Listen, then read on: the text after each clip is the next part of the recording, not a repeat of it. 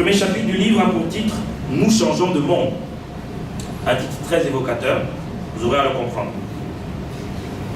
Comme on peut le deviner, il s'agit à travers ce premier chapitre d'établir l'état des lieux, des évolutions sociales et sociétales induites par le numérique. Il est question plus précisément d'aborder et de s'interroger sur l'influence du numérique sur les différents domaines qui organisent la vie de nos sociétés, qui lui donnent son rythme. Le constat qui est fait pourrait se résumer par l'affirmation selon laquelle l'Internet induit depuis sa création une révolution semblable à celle induite par l'imprimerie ou l'automobile en leur temps.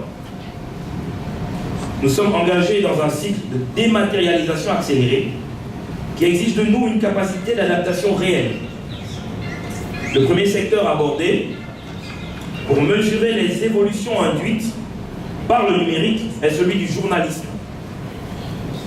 Je crois qu'il n'y a pas de secteur d'activité qui a été aussi bouleversé par ce qu'il conviendrait désormais d'appeler la révolution du numérique.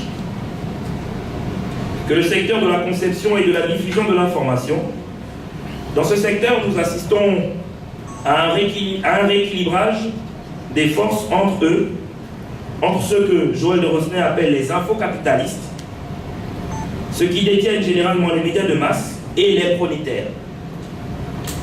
Cette dernière expression désignant une nouvelle classe d'usagers des réseaux numériques capables de produire, diffuser, vendre des contenus numériques en s'appuyant sur les principes de la nouvelle économie. Le développement d'Internet a permis la multiplication des outils permettant à ces usagers de faire par eux-mêmes, de produire l'information par eux-mêmes.